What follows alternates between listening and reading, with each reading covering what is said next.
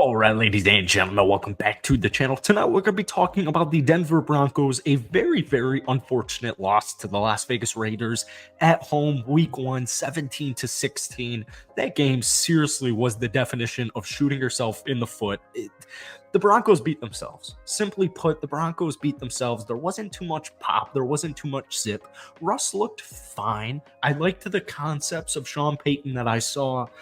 Some kicker woes, not really sure what's going on there. Will Wilt said it wasn't a confidence issue, so it gets me thinking, well, that's not great. But it's week 1. All right, it's week 1. And one thing on this channel that I seriously tried to nail this, I tried to say this like twice in every single Broncos video because it's so important. This is a second half team. This is 100,000% a second half team. We've said it. If Denver's 4-4 heading into the bye week, I will take that every single day. Sean Payton teams historically in the second half, they are so much better. So don't overreact because Sean is literally, coaching wise in the months of November and December, he is the best of the best. What I need is Russell Wilson to, figure it out. And by figure it out, we heard, what was it, like a couple of weeks ago, stop kissing babies, Sean Payton to Russell Wilson. I need urgency. I want Russell Wilson to be unleashed. I want Russell Wilson to be pissed the F off because I know, I personally think the Raiders are a lot better than people give them credit for. Gotta win the game. Gotta win the game. And Russell Wilson, although he did throw 0 interceptions, which is a great sign, his completion percentage was awesome. He threw 27 to 34. That's good. Only 177 yards. There were the 2 touchdowns, but he only averaged 5.2 yards per throw, or catch, I should say. The issue is Jerry Jeudy's miss is huge, and that was extremely evident in week 1 with Samaje Perine, your technically backup running back, leading your team in receiving yards, and that would be fine if the number wasn't 37 yards. It was just the Broncos were efficient in week 1, but there wasn't pop. There were way too many checkdowns. I need deep threats. I need deep balls, and I know Jerry Jeudy truly unlocks that. Marvin Mims only saw 2 targets for a long of 5. He had 2 catches for 9 yards. Marvin Mims, huge deep threat, in my opinion. Look for that week 2 against Washington. It kind of is a must-win to me, but before we get into it, if you guys hit that like button, hit that sub button, it would mean the world to me. Broncos fans, you guys continue to bless this channel. I appreciate you guys so much. If we try and get this video to 500 likes, that would mean the world to me. Sorry that this took quite some time. I was at the Bears-Packers game, which was at the same exact time, so it took a long time to figure out how can I watch that game. So now that we're here, like I said, I think Russell Wilson mechanically moved well. I think the concepts that I saw were intriguing. It's just difficult, especially because money-wise, Denver's hands were kind of strapped in this past offseason. They're, very heavily reliant on hitting draft picks and player improvement, which I feel quite confident and comfortable with. That, the last year's Denver Broncos team, we look at it, they lost 8 games by 1 score. They lost their left tackle. There were injuries on just every single positional group. It felt like a win would have been a huge deal. But I want to reiterate the fact that it's week 1. And, I remember this time last season, I remember watching Joe Burrow throw 4 interceptions week 1. And then, what they win? The last 9 games of the season, made it to the AFC Championship.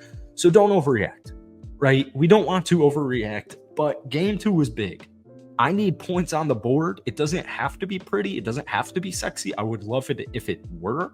But as we know, especially with no Jerry Jeudy for probably a couple of more weeks here, I'm going to take a win. I'm just simply going to take a win. Defensively, Denver is exactly what I thought they were. And once again, I have to give credit, and I'm certainly going to respect Las Vegas. Jimmy G, Josh Jacobs, Jacoby Myers, Devontae Adams, their offensive line is a lot better than people give them credit for. Denver looked fine, all right? They only gave up 17 total points. They only gave up 2 touchdowns. Kareem had that nice interception in the red zone. They only gave up 200 passing yards to Jimmy G.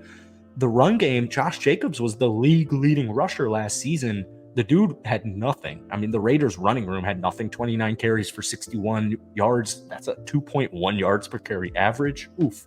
But Josh Jacobs, last year's leading runner, 19 carries, 48 yards, 2.5 yards per rush. So pretty much everything we talked about in this past offseason. As we know, maybe this isn't the former elite, number one ranked defense that Denver had maybe a couple of years ago, but this is a top 10 defense. There's young talent, there's old talent, there's middle of the pack talent, there's star players.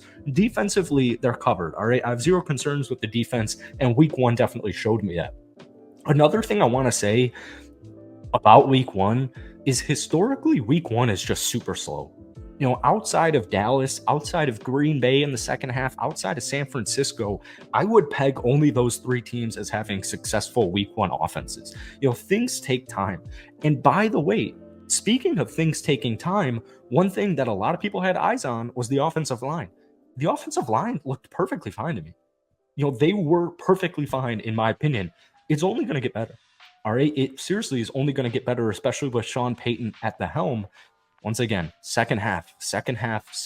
But, this upcoming week against Washington, it feels like a must win. All right. It feels like a must win because I don't want Sean Payton, Russell Wilson. They kind of feel like polar opposites as far as people goes.